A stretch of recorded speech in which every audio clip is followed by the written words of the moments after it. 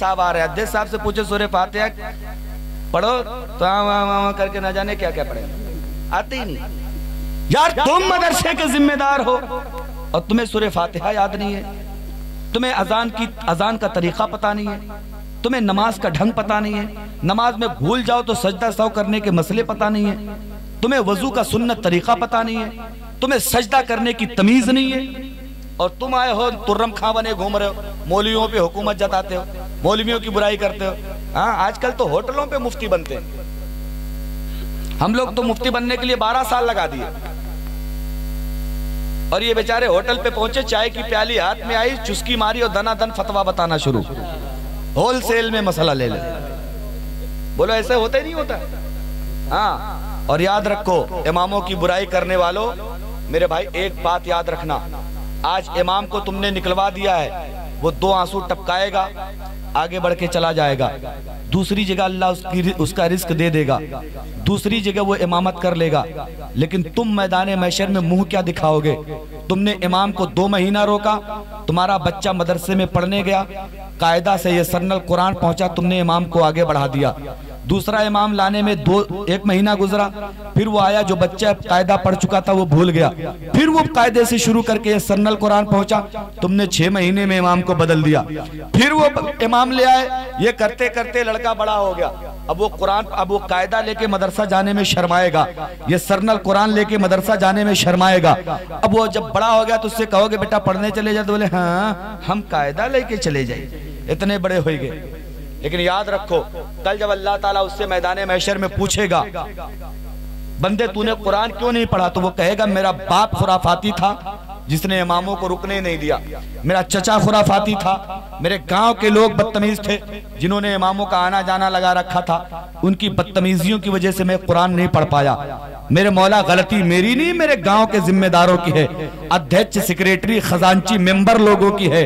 Member लोगों खूब tight पीट करके जाना, कब्र में मारते मारते फरिश्ते बिछौना ना बना दिए तो फिर समझ लेना। तो हाँ, ये बातें सच्ची आपको बुरी लगेंगी, लग जाएं।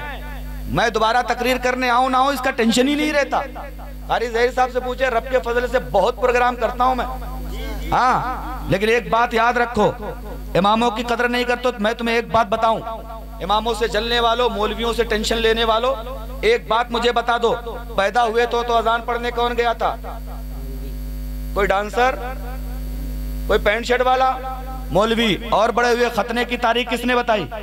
जोर से बोलो, मौलवी साहब ने। और बड़े हुए मंगनी की डेट किसने निकाली? और बड़े हो गए निकाह किसने पढ़ाया? मर गए जनाजा कब्र में उतारा, कफन पहनाने का तरीका, नहलाने का ढंग, तीजा, 10वां, 20वां, 40वां, छिमाही, बरसी, सब किसने किया? सब मौलवियों ने, मौलाना लोगों ने किया, नहीं किया? अगर इतने ही ज्यादा तुम सच्चे पक्के हो ना, अपने बाप के बिल्कुल दमदार औलाद हो, तो अपने घर वालों से ऐलान कर जाओ, मेरे घर वालों मर जाऊं तो नहलाए कोई पैंट वाला, कब्र में उतारे कोई दाढ़ी मुंडा, जनाजा पढ़ाए कोई बेनमाजी, है दम तो घर वालों को वसीयत करके जाओ। और फिर भी मौलवियों के बचपन से लेके बुढ़ापे, मरने हरने, कब्र हश्र तक कहीं फुर्सत नहीं है मौलवियों से, फिर भी उन्हीं की बुराई किए पड़े।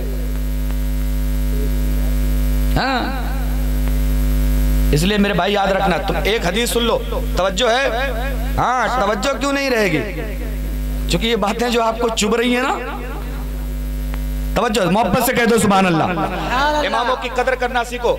जब नबी बीमार पड़ गए, चलने के लायक नहीं रह गए, खड़े होने की ताकत नहीं रह गई, हजरत अबू बकर से कहा, अबू बकर लोगों को नमाज पढ़ाओ।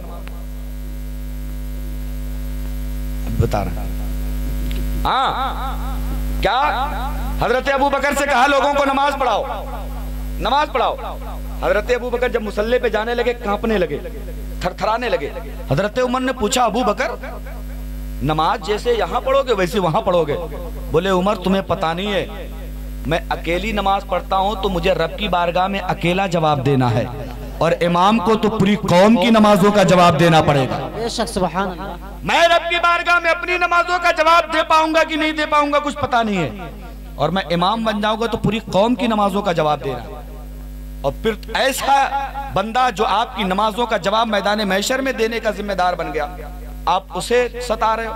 और याद रखो मेरे भाई, आज तुम उसे सता तो ले रहे हो, लेकिन कल तुम्हें उसकी जरूरत जरूर पड़ेगी, जरूर पड़ेगी। तुम तो मस्जिद में गए, वजू किया, बस इतना कहा, पीछे से इमाम के झंझट खत्म, टेंशन खत्म। अब नमाज खराब हो इमाम जाने, मकरूह हो इमाम जाने, फासिद हो इमाम जाने, जो कुछ भी गलती हो वो कौन जाने, तुम्हें खाली इतना ही कहना पीछे इस, टेंशन खत्म। जो तुम्हारी इतनी बड़ी जिम्मेदारी लेने को तैयार है मेरे भाई, उसकी तुम कदर नहीं जानते हैं? उसकी कदर करो। इमाम एक इंसान है, उससे अगर गलती हो जाए तो उसे किनारे चुपके से ले जाके बता दो। अगर वो ढंग का मौलाना होगा, ढंग का मौलवी हाफिज होगा, तो वो उसको सुधार कर लेगा। और अगर नहीं सुधार करता है तो मोहब्बत से उन्हें आप उनकी विदाई कर दें, ताकि आपका सलाम कलाम बना रहे। हाँ, लेकिन नहीं, तुम तो इस टेंशन में हो कि हम पावर वाले, हम पैसे वाले। शद्दाद, नमरूद, कारून, फिरौन से ज्यादा पैसे वाला कौन था? समझ रहे? इसलिए मेरे भाई आओ गौसे आजम की बारगाह में चले कि ना चले? हाथ उठा के बताए कौन कौन कह रहा है चले। कुछ लोग चादर में रखे, अल्लाह ताला उनकी चादरें चुरवाए दे। बात चादर की चली है तो आओ एक छोटा सा वाकया सुन लो। एक चोर, हजरत कोई टेंशन तो नहीं, कोई चाहे बच जाए चाहे 5 बज जाए, आज जलसा खत्म नहीं होना है। मौलाना लोगों का खत्म, हमारा आपका चलता रहे। चलेगा नहीं चलेगा? हाँ, 2 बजे के बाद 6 मिनट बढ़ेगा। मेरी तो तकरीर 1 बजे के करीब शुरू हुई है। और कमेटी वाले कहाँ हैं? मेरी तारीख आपको मैंने दिया था कितना? 23 नवंबर। आपने मेरी तारीख शुरू करवाई 24 नवंबर में। किसमें शुरू हुई? 24 में। मैं आ गया था 23 में। 23 का नजराना अलग और 24 का, बोलो ईमानदारी है कि नहीं? ईमानदारी है यार। किसी मजदूर से 2 दिन मजदूरी करवाओगे और पैसा 1 दिन का दोगे, ये इंसाफ है? नहीं है ना? अब कमेटी वालों जल्दी जल्दी से आपस में चंदा कर लो कि भाई अब 2 दिन की पड़ेगी, अभी तो 1 दिन का था। मोहब्बत से बोल दे सुभान अल्लाह। गौसे आजम की बारगाह में एक चोर पहुंचा। चोर बोला कि आज क्यों ना इनकी चादरें खींच के भागते हैं। अभी तक तो बहुत जगह चोरी की है, आज कहीं चोरी का मौका नहीं मिल रहा। आज गौसे आजम की चादर ही खींचा। अच्छा, गौसे आजम बड़ी कीमती चादर ओढ़ते थे, लेकिन बड़े कीमती कपड़े पहनते थे। कीमती कपड़े पहनना उलमा की शान है, लेकिन उचक्कों की तरह पहनना ये शान नहीं है। हाँ, आजकल तो कपड़े भी मौलवी न जाने कैसे कैसे रंग बिरंगे तलंगे परंगे पहनते हैं यार। मतलब इन रंगों को आप अपनी तरफ मत देखिए भाई, हमको टेंशन होने लगती है। आप अपने हाँ नहीं, कपड़े मुहज्जब होने चाहिए, पता तो चले कि ये मदरसे का बंदा है। पहुंच गया गौसे आजम के पीछे पीछे। गौसे आजम आगे आगे, गौसे आजम आगे आगे, चोर पीछे पीछे पीछे पीछे। मौका नहीं मिल रहा चादर खींचने का। एक जगह मौका मिला ना, लपक के चादर का कोना पकड़ा कि लाओ खींचे और भागे। तवज्जो करना, चादर का कोना पकड़ा कि लाओ खींचे भागे। गौसे आजम ने पीछे नहीं देखा, इधर से उसने चादर पीछे से पकड़ी, इधर से गौसे आजम ने दोनों हाथों को रब की बारगाह में उठाया और फरमाते, मौला इस बंदे ने दुनिया में तेरे गौस का दामन थाम लिया है, किसके हाथों से मेरा दामन छूटने ना पाए। अब वो चोर बेचारा हक्का बक्का खड़ा है, हुजूर मैं तो चादर चोरी करने आया था, आप मेरे लिए दुआ कर रहे हैं, मैं तो चोर हूँ। बोले चोर हूँ नहीं, चोर था, जा मैंने तुझे अल्लाह का वली बना दिया है। नारे अल्लाहू अकबर, नारे रिसालत, या रसूल मसलके आला हज़रत जिंदाबाद, शाने गौसे आज़म जिंदाबाद, नारे तकबीर, नारे रिसालत, या रसूलुल्लाह। वाह वाह, सुभान अल्लाह, सुभान अल्लाह। आया था चादर चोरी करने और गौसे आजम ने वली बना दिया। इसी मौके के लिए किसी ने कहा था, निगाहे वली में वो तासीर देखी, बदलती हजारों की तकदीर देखी। माशाअल्लाह, सुभान अल्लाह। अब एक बात और याद आ गई है, वक्त का मुझे भी लिहाज रखना है, मुझे दूसरे प्रोग्राम में कल नेपाल जाना है। हाँ, मैं तो इसे मजाक कर रहा था। मेरे भाई सच बताऊं, अल्लाह की कसम खा के मैं कहता हूं, मैं अभी 33 ईयर का हूं, 33वां साल मेरा चल रहा है, और रब ने इतनी इज्जत और इतनी शोहरत दे दी है ना, जिसके मैं लायक नहीं था, जिसका मैं हकदार नहीं थे। मेरी माँ की दुआओं का असर है। रात के अंधेरे में मेरी माँ मेरे लिए एक दुआ, मैं घर का इकलौता हूँ, अल्लाह का शुक्र है मेरे घर पे बेहतरीन घर मेरा बना हुआ है, माशाअल्लाह। खेती है, खलियान है, गाड़ी घोड़ा है, बम्बई में भी मकान है, रब का करम है, सब कुछ है मेरे पास। लेकिन फिर भी मेरे अब्बा वहाँ बिजनेस करते थे कपड़े का, मैं चाहता तो अपना कारोबार संभाल के अच्छे पैसे कमाता, लेकिन नहीं, मेरी माँ रात की तन्हाइयों में ये दुआ करती थी, मौला दौलत नहीं मेरे बच्चे को आलिम दीन बना दे। जो आज मैं जो कुछ भी हूँ मेरी माँ की दुआओं का असर है मेरे भाई। अगर आपको माँ बाप से मोहब्बत हो जोर से कह दे सुभान अल्लाह।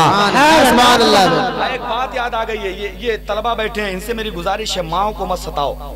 माँ अगर किसी महीने खर्च कम दे तो उसी कम खर्च में गुजारा कर लो, इसलिए कि तुम नहीं जानते कि माँ कितनी मेहनत से वो पैसे इकट्ठा करती है। जरा बाप से पूछो, दिन भर फावड़े दूसरे के खेत में चलाता है, 250 रुपये लेके आता है, उसमें से काट कपट के तुम्हें मदरसा भेजता है, उसमें से तुम्हारी जरूरतों का ख्याल पहले करके अपनी जरूरतें बाद में देखता है। और तुम अगर मदरसे में जाके खेल कूद में वक्त बिताए तो मतलब ये तुमने माँ के साथ गद्दारी करी है, बाप के साथ वक्त की गद्दारी करी है। और ये गद्दारी 10 साल के बाद तुम्हें जब तब समझ में आ जाएगी जब तुम भी दूसरे से चुपके से जाके मसला पूछ के अपने इमाम मुक्तदियों को बताओगे। यही होता है आजकल तो, कुर्ता बढ़िया, पैजामा बढ़िया, टोपी बढ़िया, रुमाल बढ़िया, इतर तो इतनी बढ़िया वाली कि आस पड़ोस के लोग महक जाए। अब कोई मसला पूछ दे तो क्या कहते, अरे हजरत वो भाई साहब मैं जरा बड़ा मसरूफ, अभी 10 मिनट के बाद मैं आपको फोन करके बताता हूँ, मैं जरा जल्दी में। और जल्दी में नहीं, उसको पता ही नहीं है मसला, पता नहीं, खाली मक्कारी कर रहा है वो, मसला उसको पता नहीं। अब जाएगा किनारे, मुफ्ती साहब को फोन लगाएगा, हजरत ये एक मसले की बात है, इसको जरा बता दे। अब मुफ्ती साहब तो हैं ही उसी काम के लिए, उन्होंने बता दिया। अब आएगा फोन लगा, हाँ भाई साहब वो मैं बड़ा बिजी था इसलिए मैं आपको बता नहीं पाया, ये आपके सवाल का जवाब है। पब्लिक भी खुश और मौलवी ने अपना काम भी चला लिया। और सबसे बड़ी मेहरबानी है जियो वालों की, उन्होंने 149 रुपए में 28 दिन आपको फ्री में बकलोली करने के लिए दे दिया है, जितना चाहो लगे रहा। इसलिए अच्छा इमाम अच्छे रखो, पढ़े लिखे लोगों को रखो। 3000 वाला मौलवी ढूंढोगे तो मिलेगा कितना बढ़िया है, रुपया 15,000 लगाओ, धड़धड़ुआ वाला इमाम लाओ, हाँ, ताकि तुम्हें हर मसले को साफ सुथरा बता दे। मेरे भाई अच्छा, इसको लाने का मतलब समझते हैं आप लोग, समझ गए ना?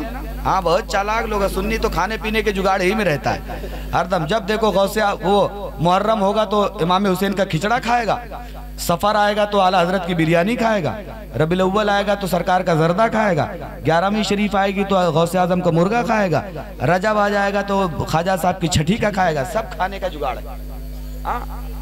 अल्हम्दुलिल्लाह, ये हमको अल्लाह ने टनाटन बनाया है। डबल 12 बना दिया होता तो सब टेंशन हो जाता, नहीं हो जाता। कोई है तो नहीं इसमें डबल 12। हाँ, ये मुकद्दर है, जिसे चाहा अपना बना लिया, जिसे चाहा दर पे बुला लिया। ये बड़े करम के है फैसले, ये बड़े नसीब की बात है। सुभान अल्लाह। एक आखिरी बात सुन ले, गौसे आजम के मानने वालों, आओ जरा देखो गौसे आजम की शान क्या है। एक औरत 12 साल से बीमार, कितने दिनों से, जोर से बोल दो, 12 साल से बीमार। एक इकलौता लड़का है, इलाज कराते कराते थक गया, हार गया, लेकिन माँ ठीक नहीं हुई। भैया पर्दे के पीछे चुप हो जा यार, पर्दे के पीछे तो हर जगह औरतें रहती हैं, यहाँ के मर्द पर्दा कर रहे हैं। हाँ, अशरफा वालों, चले तो पागल है तो अच्छे लोग तो उसका साथ ना दें, अच्छे लोग भी उधर ही पागल बने पड़े। हाँ जरा तवज्जो, 12 साल से माँ बीमार, लड़का इलाज कराते कराते थक गया। जब कहीं से शिफा ने, एक बंदे ने कहा यार बगदाद चले जाओ, वहाँ अब्दुल कादिर नाम के एक बंदे रहते हैं, एक बाबा हैं, उनको दिखा लो। वो कहने लगा ये आबा बाबा के चक्कर में कहाँ पड़ना, इतने बड़े बड़े डॉक्टरों को दिखा दिया, अम्मा ठीक नहीं हुई है, तुम कह रहे हो बाबा के पास चले जाओ। किसी ने कहा यार चले जाओ, अल्लाह के नेक बंदे, कुछ पैसा नहीं लगेगा, खर्च नहीं लगेगा, चले जाओ। मरता क्या ना करता, चला गया गौसे आजम की बारगाह में। गया ना, जाने के बाद बोला हजरत माँ बीमार है, 12 साल से बीमार है, दुआ कर दें या कुछ दे दें ठीक हो जाए। गौसे आजम फरमाते जा तेरी माँ ठीक हो जाएगी। वो कहने लगा हजरत यही तो सबने कहा है आज तक, जहां जहां हम गए हैं सबने कहा ठीक हो जाएगा, लेकिन किसी ने 6 महीने का कोर्स करवाया, किसी ने साल भर का करवाया, किसी ने 2 साल का करवाया, किसी ने 3 महीने का, सब यही कहते रहे ठीक हो जाएगी, लेकिन आज तक ठीक नहीं। आप भी वही कह रहे हैं ठीक हो जाएगी। अब आप हमको दिन बता दीजिए कितने दिन में ठीक हो। 12 साल से बीमार है, कम से कम 12 महीना तो लग जाएगा। गौसे आजम फरमाते बे 12 महीना तो छोड़, 12 हफ्ता नहीं लगेगा। बोलेंगे तो बात पूरी करूंगा, वरना तुरंत सलाम पढ़ूंगा। मोहब्बत से कह दे सुभान अल्लाह। 12 महीना तो छोड़, 12 हफ्ते नहीं लगेंगे। बोले हजरत 12 साल की बीमार माँ है, आप कह रहे हैं 12 हफ्ते नहीं लगेंगे। बोले 12 हफ्ता तो छोड़, बहुत दूर की बात है, 12 घंटा नहीं लगेगा। 12 घंटा नहीं लगेगा। वो हैरत में पड़ गया, हजरत 12 साल से माँ बीमार है, आप कह रहे हैं 12 घंटा नहीं लगेगा। गौसे आजम फरमाते 12 घंटा भी छोड़, 12 मिनट नहीं लगेगा। 12 मिनट नहीं लगेगा। अब वो उसके हैरत का अंदाजा नहीं। हजरत 12 साल से बीमार है, आप कह रहे 12 मिनट नहीं लगेगा। गौसे आजम फरमाते अच्छा चल वो भी छोड़, 12 सेकेंड नहीं लगेगा। 12 सेकेंड नहीं लगेगा। अब कहने लगा हजरत अब हड़बड़ी बहुत हो गई, जल्दी बताओ नुस्खा क्या है, कोई तावीज, कोई गंडा, कोई पानी, कोई कुछ, कोई बोले कुछ नहीं, बस जा घर चला जा, 12 सेकेंड नहीं लगेगा, तेरी माँ ठीक हो जाएगी। बोले अरे हजरत एक बात तो बताओ, क्या जादू की छड़ी उड़ी है, फेर दोगे काम खत्म? बोले ना ना, घर जा, अपनी माँ को उठा के बैठा लेना और कान में इतना कहना जल्दी से भाग जा, मुझे अब्दुल कादिर ने भेजा है, जल्दी से भाग जा, मुझे गौसे आजम ने भेजा है। बोले हजरत कोई पानी, कोई तावीज, कोई गंडा, कुछ? बोले कुछ नहीं, बस चला जा दौड़ के। अब इसने भाग लगाई, दौड़ता दौड़ता गया, माँ को बैठाया, कान में बोला जल्दी से भाग ले, मुझे अब्दुल कादिर ने भेजा है, जल्दी से भाग जा, मुझे गौसे आजम ने भेजा है। कसम खुदा की ये जुमला कान में पहुंचना था, 12 साल की बीमार माँ उठ के खड़ी हो गई है और बच्चे को सीने से लगाया और कहने लगी बेटा जिसके नाम में इतनी बरकत है उसकी जात में कितनी बरकत होगी, चल जरा मुझे उसका दीदार तो करा दे, चल जरा मुझे उसका दीदार तो करा दे। माँ का हाथ पकड़ा, बेटा लेके आया, बेटा लेके आया, अम्मी ये है, ये इन्हीं को अब्दुल कादिर कहते हैं, गौसे आजम कहते हैं, ये इन्हीं का नाम था। माँ कदमों पे गिर पड़ी और कहने लगी हुजूर जब आपने शिफा दे दी है तो कम से कम अपना मुरीद बना लीजिए। मुरीद बना लिया। चलने लगे माँ बेटे ना, जब चलने लगे तो माँ कहने लगी बेटा मैं तो ठीक तो हो गई, लेकिन हजरत से पूछ बीमारी कौन सी थी। ठीक तो मैं हो गई, लेकिन ये तो पूछ ले चलते चलते बीमारी कौन सी थी। अब लड़का गया पूछने के लिए, बोले तेरी माँ बीमार थी नहीं। अब उसके और हैरत, हजरत डॉक्टर लोगों ने 2-2 साल का कोर्स करवाया फिर खिलाया का, बीमार थी नहीं। बोले ना, तेरी माँ पे काला जिन्न था, मेरा नाम सुनते ही तेरी माँ को छोड़ के भाग गया, अब कयामत तक उसके करीब नहीं आएगा। अब मेरी बात बता दो मेरे भाई, गौसे आजम की 11वीं मनाने वालों, गौसे आजम की फातिहा करवाने वालों, अगर तुम गौसे आजम की सच्चे पक्के दिल से 11वीं मना लोगे तो रब चाहेगा अल्लाह आपके घर को भी बलाओं से महफूज बना देगा, हाँ आफतों से महफूज बना देगा। हाँ 11वीं के लिए जरूरी नहीं मुर्गे बकरे काटो, मैंने फिर कहा कुछ नहीं है, जो खाना घर पे पकाए हो ना उसी खाने पे 11वीं की फातिहा पढ़ लो। दाल रोटी सही, चटनी रोटी सही, साग चावल सही, जो पकाए हो सब्जी रोटी सही, उसी पे गौसे आजम की फातिहा पढ़ लो। वो नहीं है सूखी रोटी सही उस पे पढ़ लो, बासी चावल सही उस पे पढ़ लो, कुछ नहीं है एक गिलास पानी ले लो उस पे गौसे आजम की फातिहा पढ़ लो। उस पे गौसे आजम की बारगाह में तुम्हारी दौलत नहीं तुम्हारी नीयत देखी जाएगी, समझ रहे हैं, तुम्हारी नीयत देखी जाएगी। नीयत अच्छी है ना तो सब कुछ अच्छा है। हाँ इसलिए मेरे भाई गौसे आजम की 11वीं जरूर। और एक बात याद रखो, 11 ही को 11वीं होगी ये जरूरी नहीं, उस महीने में जब आप चाहें पूरे महीने में कर ले, या इस महीने में मौका ना पाए तो पूरे साल में जब आप चाहें गौसे आजम की 11वीं कर सकते। एक चीज, दूसरी चीज ये है कि लोग कहते हैं रमजान में फातिहा नहीं होती, क्यों नहीं होगी? दिन में फातिहा, यहां भी कहते होंगे ना रमजान में दिन में फातिहा नहीं होती, ये गलत, फातिहा हो सकती। तीसरी बात यह कि लोग कहते हैं मछली पे फातिहा नहीं होती, यहां भी कहते नहीं कहते? हाँ सर हिलाओ मुंडी 5 किलो की, मछली पे फातिहा नहीं क्यों नहीं होगी मेरे भाई? लोग कहते हैं मछली बदबूदार, हमने कहा बदबूदार तो है, ठीक है, लेकिन तुम्हें पता है जन्नत में जब सबसे पहले बंदे जाएंगे ना तो उनको फ्राई की हुई भुनी मछली मिलेगी। जबान मत चटपटाओ। जन्नतियों का सबसे पहला खाना क्या है? मछली। और तुम कहते हो मछली पे फातिहा नहीं। अरहर के दाल पे लोग कहते हैं फातिहा नहीं। मैं एक बार नेपाल में तकरीर कर रहा था, हाँ, वो बोला कि हजरत अरहर के दाल पे फातिहा हो जाती है। मैंने कहा बिल्कुल हो जाती है। बोले अरे हजरत कैसे बात करते हैं? हमने कहा हुआ? बोले ये तो चमार है। हमने कहा अच्छा, अगर वो चमार है तो चमार तो काफिर को कहते हैं, और काफिर हमेशा के लिए नापाक है, फिर नापाक चीज को खाना कहां से जाए? खाली फातिहा गलत हो गई और खाना उसका दुरुस्त हो गया। एक फार्मूला मैं आपको बता देता हूं अशरफा वालों, बिल्कुल दिमाग के मेमोरी में इसको फिट करो। जिन चीजों का खाना जायज उन पर फातिहा कराना जायज। जी जी, बस ये कायदा याद रखो, बाकी दुनिया के ढकोसले में पढ़ो मत, जहालत में पढ़ो ही मत। जिन चीजों का खाना जायज उन पर फातिहा करवाना जायज। अब तुम्हारे नजदीक तो उजड़ियों खाना दुरुस्त है, लीले पड़े हो गटागट। हाँ सुन लो, वो बड़ी वाली हो चाहे वो नली वाली हो, दोनों मकरूह तहरीमी यानी हराम के बराबर है। उसको मत खाओ मेरे भाई।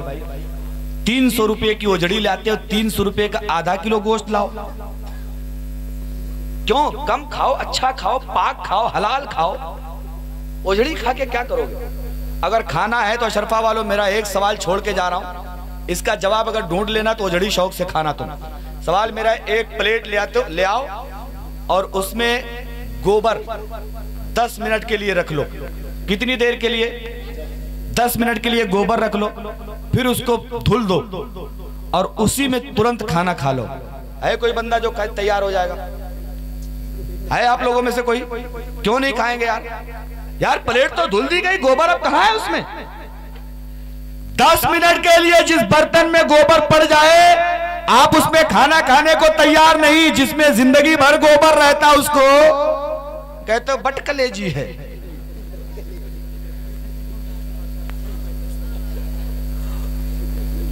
बोलो बोलो, खाओगे? हैं? मेरे भाई मैं हाथ नहीं उठवाऊंगा तुमसे। अपने रब से वादा कर लो, गौसे आजम से वादा कर लो, ख्वाजा गरीब नवाज से दिल में अहद कर लो कि हजरत आज के बाद से इंशाअल्लाह ओजड़ी नहीं खाएंगे। जोर से बोलो ओजड़ी। कुछ लोग बोल नहीं रहे, वो समझते हैं दाल में काला है। मर्जी तुम्हारी है, हम उलमा का काम है बताना। हाथ पकड़ के आपको गने बता दिया मुहर्रम में ढोल बजाना हराम है, हराम है, मानो मत मानो। कल मैदान महशर में रब हमसे पूछेगा हजरत आपने बताया थे? बोले मौला देख हमने तो अपना काम कर दिया। इसीलिए जब तकरीर खत्म होती है तो हम लोग कहते हैं वमा अलैना इल्लल बलाग। उसका मतलब समझे कोई? पल्ले ही नहीं पड़ती।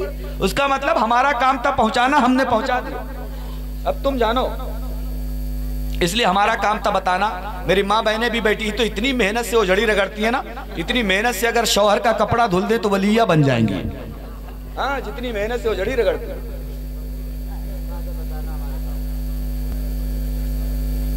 समझ रहे नहीं समझ रहे? तो इंशाअल्लाह बोलिए, इंशाअल्लाह ओजड़ी नहीं खाएंगे। हाँ, अरे सब मैंने दोनों बताया, चाहे वो गोल वाली हो या वो पतली वाली हो। और एक बात अभी कारी साहब ने कहा था, लोग कहते कि हम तो मौलाना को नजराना दे थे तब निकाह पढ़ावा थे, कहीं फ्री में थोड़ी पढ़ावा थे। तुम नजराना देते हो और नजराने में तुम्हें हदीस याद आती है। अगर मौलाना ने 2100 बता दिया ना तो है हजरत किस हदीस में लिखा है 2100? और 4 रंडियां गैया से लेके गया है तब नहीं पूछा मौलाना से किस हदीस में लिखा है रंडियां लेके आओ। 12,000 का डीजे ले गया है तब नहीं पूछा मौलाना से। और जब नजराना देने की बारी आई ना, अच्छा एक बात बताओ, हंस रहे हो ना, थोड़ा सा और हंस लो। एक बात बताओ, ये इतना बड़ा टेंट तुम्हारी शादी में लग जाए, क्या टेंट से तुम्हें बीवी मिलेगी? जोर से बोलो। खूब बफर सिस्टम, एक से एक आइटम, कोरमा, चिकन, मटन, ये वो तमाम फलाना ढिमका लगा हो, क्या उससे तुम्हें बीवी मिल जाएगी? रंडियां आके नाच दे, क्या नचनिया बीवी मिल जाएगी? बैंड बाजे वाले खूब मेहनत से मुर्दार चमड़े को पीट दें तो क्या बीवी मिल जाएगी? नहीं मिलेगी ना। बीवी कौन दिलाता है? मौलाना। यार जब तक निकाह नहीं, बीवी ले जाने के चक्कर में पड़ोगे तो घराती मार मार के कीमा बना देंगे। सबसे बड़ा काम हम लोग करें और रुपया मांग ले तो तुम्हारी छाती फटने लगे। बोलो ऐसा है कि नहीं? हाँ, इसलिए मेरे भाई उसको देने में मत हिचकिचाया करो। जहां सब सही वहां 1000-2000 और सही। मैंने तो अपना निकाह पढ़ाने के लिए अपने उस्ताद को बुलाया था, मुफ्ती अब्दुल रहमान साहब अमजदिया के शेखुल हदीस। उनको बुलाया, वहां गांव के इमाम साहब भी आए। मैंने कहा हजरत आपका कितना बनता है, आप उतना अपना हक जो है वो ले जाइए। मैंने हजरत अपने उस्ताद साहब को अलग से दिया। यार कई रोज रोज निकाह होता है?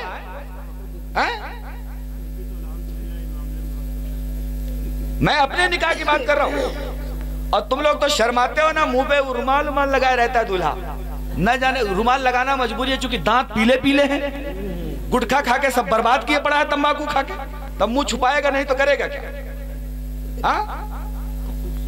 और हम लोग जब शादी करते हैं ना, मैं अपनी शादी में मैंने उससे कहा, क्या कहते हैं जो वेटर लोग थे, हाँ, मैंने उनसे कहा भैया जितना आइटम बना है सब ला के मेरी टेबल पे रख दे। अब वो बक्का बक्का ही दुल्हा कहा था कि सब ला के रख दे। यहाँ तो दूल्हे लोग शर्माते हैं, खाते नहीं जब तक घड़ी न ले बे, जब तक गाड़ी की चाबी न ले बे। हमने कहा बेवकूफी सब किनारे रख, हमारी शादी हम ना खाना खा पाए तो दुनिया खा के क्या करेगी?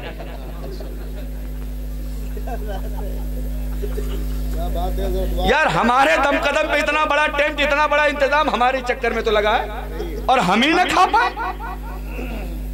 हाँ, ये सब नहीं होना चाहिए यार। खाओ पियो, अल्लाह ने जो किस्मत में लिखा है वो मिल ही जाएगा। अल्लाह पे भरोसा रखो। और एक आखिरी बात चलते चलाते उलमा से माजरत के साथ, बहुत वक्त ज्यादा हो गया, यही होता है मेरे साथ अक्सर, ये बातें बढ़ती रहती है और पब्लिक हटने का नाम नहीं ले। अगर आप लोग जाना चाहें तो चले जाएंगे। कौन कौन चला जाएगा जरा हाथ उठा के बता दें। आप चले जाएंगे? अच्छा चलिए, आप किनारे बैठे उधर से निकल लीजिए, किसने रोका है आपको? एक बात, 11वीं मनाने वालों बस एक 5-7 मिनट की एक बात सुन लो, उसके बाद तुरंत सलातो सलाम इंशाअल्लाह। गौसे आजम के जमाने में एक बंदा रहता था, बेटा थोड़ी सी तवज्जो। गौसे आजम के जमाने में एक बंदा रहता था जो गौसे आजम की 11वीं बड़ी शान से करता था। 11वीं मनाने वालों तुम जरा सुन लो, बड़ी शान से गौसे आजम की 11वीं करता था। एक दिन उसने अपनी बीवी को बुलाया और कहा, मैडम अगर मैं 11वीं के दिन मर जाऊं तो तुम क्या करोगी? 11वीं के दिन मेरा इंतकाल हो जाए तो क्या करोगी? वो रोने लगी, कहने लगी हुजूर आप ऐसा मत कहें। बोले नहीं बताओ तो सही। बोले जो दुनिया करती वही मैं करूंगी, लोगों को इत्तला दूंगी, आपके जनाजे की खबर दूंगी, कफन दफन का इंतजाम करूंगी। बोले ना ऐसा मत करना, मेरा अगर 11वीं के दिन इंतकाल हो जाए तो मेरे जनाजे को घर में छुपा देना, पहले गौसे आजम की 11वीं मना लेना। वाह वाह वाह वाह, पहले गौसे आजम की 11वीं मना लेना। और अल्लाह की मसलहत देखो, रब की हिकमत देखो, आने वाले 11वीं के दिन ही उनका इंतकाल हो गया। किताब का नाम अगर चाहते हैं तो किताब का नाम नोट कर ले, जवामिउल कलिम, उस किताब का नाम है जिसमें यह वाकया मज़कूर है। आगे बढ़े, 11वीं के दिन उनका इंतकाल हो गया। और इंतकाल हुआ ना, अब बीवी एक तरफ रो रही है, दूसरी तरफ शौहर की वसीयत याद आ रही है। इन्होंने कहा था जनाजे को छुपा देना, 11वीं मना लेना। ले गई, जनाजे को अंदर रखा, चादर उड़ा दिया, खाना बनाने में लग गई। खाना बन गया, सारे रिश्तेदार नातेदार आते गए, खाते गए, आते गए, खाते गए, सब खा खा के जब चले गए, औरत कहती है जब शाम का वक्त आया तो एक बुजुर्ग आए, मैं उनको जानती भी नहीं थी, मैं उन्हें पहचानती भी नहीं थी, मैंने उन्हें दावत भी नहीं दी थी, इससे पहले कहीं देखा भी नहीं था। आए दस्तरखान पे बैठे और पूछ रहे हैं मेहमान लोग आ गए, मेजबान कहाँ है? मेहमान आ गए खाना खाने, घर का मेजबान कहाँ है? औरत ने पर्दे के पीछे से बताया हुजूर वो कहीं गए होंगे, आके खाना खा लेंगे, आप खा लें। वो कहने लगे मैं तब तक खाना नहीं खाऊंगा जब तक घर का मालिक नहीं आ जाएगा। मैं तब तक खाना नहीं खाऊंगा। अब औरत ने उनको इशारे से बुलाया, हुजूर ये राज मैं जानता हूं, मेरा रब जानता है, मेरा रसूल जानता है, इसके अलावा ये कोई नहीं जानता। आज सुबह ही मेरे शौहर का इंतकाल हो गया है और उनकी वसीयत ये थी अगर 11वीं के दिन मैं मर जाऊं तो मेरा जनाजा रख देना, पहले 11वीं मना लेना। घर में जनाजा पड़ा है, आप अगर ये बता देंगे लोगों को तो अभी मातम हो जाएगा, अभी खानदान में सारी तरफ सन्नाटा पसर जाएगा। इसलिए खुदा के वास्ते आप ऐसा ना करें, आप खाना खा लें, अपनी राह चले जाएं जहां से आप तशरीफ लाएं। वो कहने लगे बीवी जरा चल के जनाजा मुझे भी तो दिखाओ, रखा कहाँ है, चलूं जरा मैं भी तो तुम्हारे शौहर को देख लूं। गए जनाजे के पास, बीवी ने इशारा कर दिया हजरत ये देखें जनाजा चारपाई पे रखा है, ऊपर से चादर पड़ी थी। गए चादर का किनारा पकड़ा, झटका मारा, फरमाते उठो हमारे साथ खाना खाओ, उठो हमारे साथ खाना खाओ। इतना कहना था, सुबह का मरा हुआ बंदा उठ के खड़ा हो गया है, उठ के खड़ा हो गया है और आके खाने में शरीक हो गया। अब खाना खा के वो बुजुर्ग चले गए। अब बीवी के पेट में हड़बड़ी मची पड़ी है, मैं पूछूं कैसे ये कौन था, आने वाला था कौन, उनको जिंदा करने वाला था कौन। दौड़ के आई, कहने लगी शौहरे मोहतरम जरा ये तो बताएं ये आपको जिंदा किया किसने है। शौहर ने कहा जाओ घर का काम कर लो, अभी शाम को फुर्सत से तुम्हें बताएंगे कौन है। बोली घर का काम जाए किनारे, वो तो रात भर होता रहेगा, पहले आप मेरी बेचैनी दूर कर दे। अब शौहर कहने लगा मेरी बीवी क्या तुम्हें पता नहीं है कौन है, यही तो बड़े पीर गौसे आज़म थे जिनकी तुम 11वीं मना रही हो। अपने फातिहे की बरकत से तुम्हारे मुर्दा शौहर को जिंदा कर। नारे तकबीर, अल्लाहु अकबर, नारे रिसालत, या रसूल मसलके आला हजरत जिंदाबाद, शाने गौसे आज़म जिंदाबाद, नारे तकबीर, नारे रिसालत, या रसूलुल्लाह। इसलिए मेरे भाई जरूरत इस बात की है कि 11वीं मनाओ तो दिल से मनाओ, वरना तुम 50 बकरे काट दो, अगर दिखावे के लिए काटे तो ये बकरे तुम्हें पटक पटक मारेंगे मैदान महशर में और कहेंगे तुमने हमें काटा भी, लोगों को खिलाया भी, खाली दिखावे के लिए। हाँ, अल्लाह की रजा के लिए जो भी काम करो अल्लाह की रजा के लिए करो, खुलूस से करो। 10 लोगों को खिलाओ, खुलूस से पढ़ो, ज्यादा मत करो।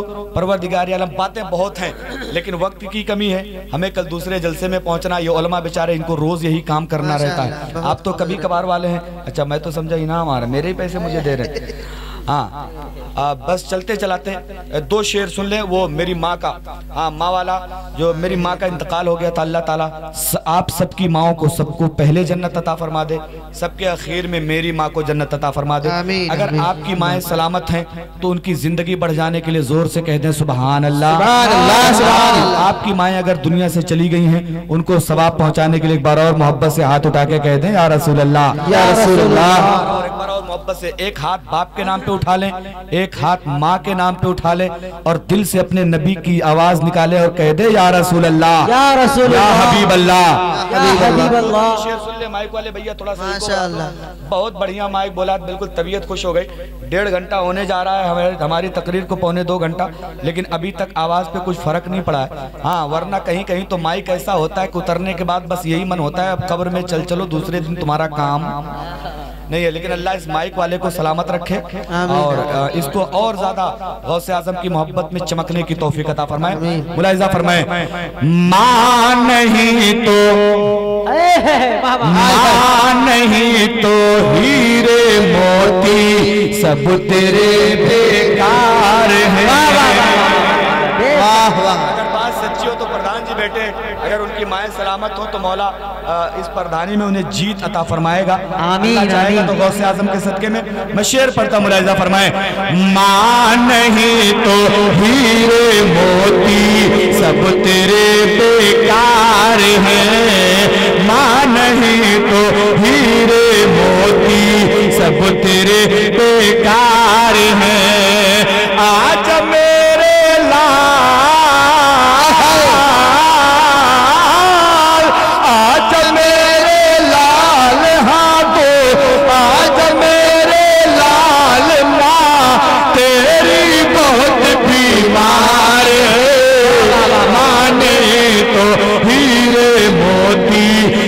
तेरे बेकार हैं, माँ नहीं तो हीरे मोती सब तेरे बेकार हैं। और मेरे भाई भाई, जब हम लोग कमाने के लिए जाते हैं, नौजवानों तुम्हारे लिए शेर पढ़ता हूँ, जब हम लोग कमाने के लिए देश विदेश परदेश चले जाते हैं ना, एक बूढ़ी माँ का दिल घर पे धड़कता कैसे, मुलाहिजा फरमाएं। हिचकियाँ आती है लेकिन तू तो आता है नहीं, हिचकियाँ आती है लेकिन तू तो आता है नहीं, हिचकियाँ आती है लेकिन तू तो आता है नहीं। जिंदगी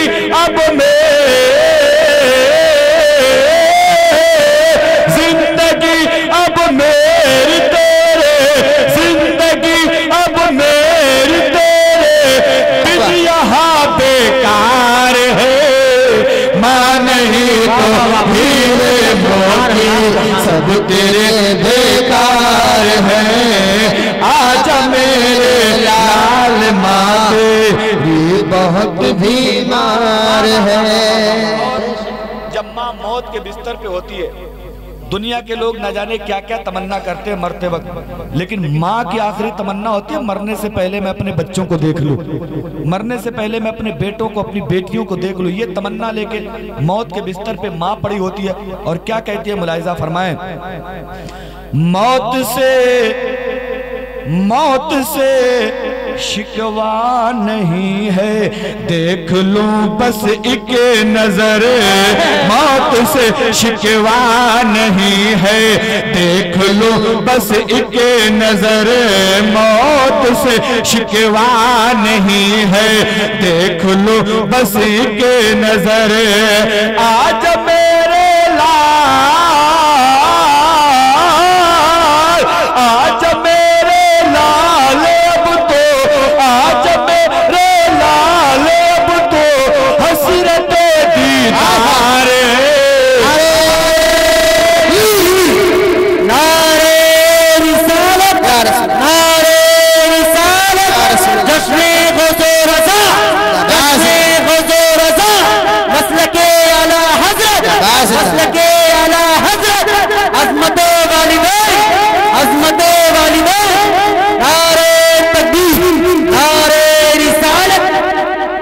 माँ नहीं तो हीरे मोती सब तेरे बेकार हैं, आजा मेरे लाल माँ तेरी बहुत बीमार है। किसमें है हिम्मत अली की बेटी से कर ले सवाल।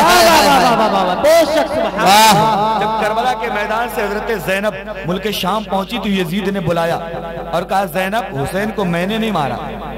हजरत ज़ैनब ने गरजदार आवाज में कहा, यजीद बकवास बंद कर ले, एक बात बता दे, कल जब मैदान मैशर होगा, खुदा अदालत के तख्त पे जलवा फरमा होगा, तेरे दामन पे हुसैन के कत्ल का धब्बा लगा होगा, मेरे नाना हुसैन का सर लेके जब तेरे खिलाफ मुकदमा पेश करेंगे, तब बता तेरी सुनी जाएगी कि मेरे नाना की सुनी जाएगी।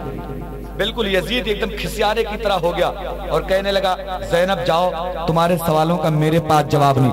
इस मंजर को दिमाग में रखें और एक बार इमाम हसन और हुसैन के नाम पे जोर से कह दे, सुभान अल्लाह, सुभान अल्लाह। किसमें है हिम्मत अली की बेटी से कर ले सवाल, किसमें है हिम्मत अली की बेटी से कर ले सवाल, ज़ैनब दिलगीर, ज़ैनब दिलगीर है, शाम का बाजार है, नहीं तो हीरे मोती सब तेरे बेकार हैं, आजा मेरे लाल माँ तेरी बहुत बीमार है। परवरदिगार आलम मेरे इस नाते पाक का सवाब, आपकी तस्बीहों का सवाब, दुनिया की सबसे अच्छी माँ हजरत आमिना, हजरत फातिमा और गौसे आजम की माँ की रूह को इसाले सवाब करता हूँ, कबूल फरमा ले। मौला इन मुकद्दस माओं के सदके में पूरी दुनिया की तमाम सुन्नी माओं की रूहों को इसाले सवाब करता हूँ, कबूल फरमा ले। उसके बाद परवरदिगार आलम इस गाँव की कुर्बो जवार की जितनी भी सुन्नी माएँ दुनिया से चली गई हैं, सबको मौला करवट करवट जन्नत अता फरमा दे। जो माएँ सलामत हैं, बीमार हैं, उन्हें शिफा अता फरमा दे मौला। जो माएँ ठीक ठाक हैं, उन्हें लंबी उम्र अता फरमा दे। सबके आखिर में मैं गुनहगार अपनी माँ, अपनी बहन के लिए दुआ करता हूँ, परवरदिगार आलम इस नाते पाक का मुकम्मल सवाब, इस महफिल का सवाब मेरी माँ की रूह को इसाले सवाब करता हूँ, कबूल फरमा ले। मौला ताला इस जो कलमाते खैर मैंने जिक्र किया है, गौसे आजम के सदके में मेरे तमाम खानदान और रिश्तेदार के मुर्दों को करवट करवट जन्नत अता फरमा दे। मेरी माँ को इसका मुकम्मल अजर अता फरमा दे।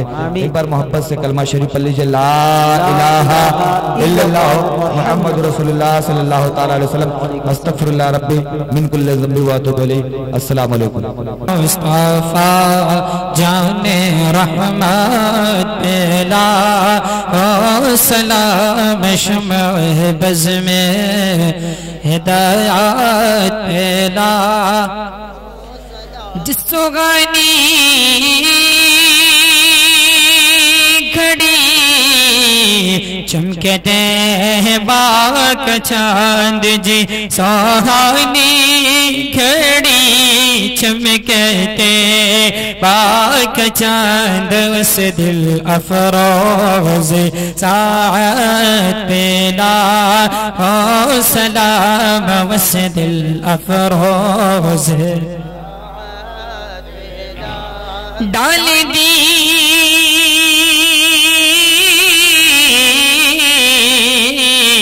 कल्ब में अज़मते मुस्तफा, डाल दी कल्ब में अज़मते मुस्तफा, सैयदी आला हज़रत पेला हो सलाम, सैयदी आला। काश महशरी में जब उनकी आमदी हो, काश महशरे में जब उनकी आमद हो, भेज सबवन की शौकत पेला हो सलाम, भेज सबवन की शौकत, मुझसे खिदमत के कुदसी कहेगा रज़ा, मुझसे खिदमत के कुदसी कहेगा रज़ा, मुस्तफा जाने रहमत पेला हो सलाम शम्अ बज़ में, या नबी सलाम अलैका, या रसूल सलाम अलैका, या हबीब सलाम अलैका, सलावतुल्लाह।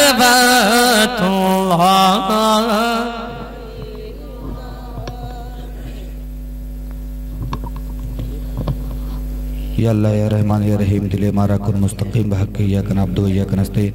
मौला कार सजा बंदा नवाजा, सरे शाम से अब तक जो जाकिरीन ने जिक्र किया है, सामईन ने सुना है, सलातो सलाम पढ़ा गया, तस्बीहात पढ़ी गई, ना तो मनक़बत हुई, शीरनी हाजिर है, बच्चों ने इंतज़ाम किया। मौला इसमें किसी तरह की कोई कमी रह गई, अपने शान करीमी से माफ़ फरमा दे।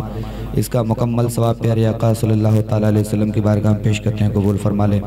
आपके वसीले से तमाम अंबिया, सुलहा, मुत्तकीन, मुअव्विनीन, मुखलिसीन, मुहिब्बीन, सहाबा, ताबीन, जुमला बुज़ुर्गान दीन की बारगाह में पेश करते हैं, कबूल फरमा ले। खुसूसियत के साथ गौसे आज़म अलैहि रहमतुर रिज़वान की बारगाह में पेश करते हैं, कबूल फरमा ले। आपके वसीले से सिलसिला आलिया, क़ादिरिया, रिज़विया, चिश्तिया, नूरिया, बरकातिया, सोरवर्दिया, मदारिया, शरफिया, शेरिया, जितने भी सलासिल हक्का है, सभी के जुमला बुज़ुर्गान दीन की बारगाह में पेश करते हैं, कबूल फरमा ले। बिल उमूम पूरी दुनिया के तमाम सुन्नी मुसलमानों की रूहों को इसाले सवाब करते हैं, कबूल फरमा ले। खुसूसियत के साथ इस गाँव के सुलगो जवार के तमाम सुन्नी मुर्दों की रूहों को इसाले सवाब करते हैं, कबूल फरमा ले।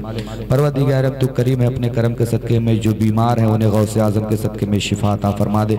जो बे औलाद है उन्हें गौसे आज़म की करामतों के सदक़े में नेक औलाद अता फरमा दे।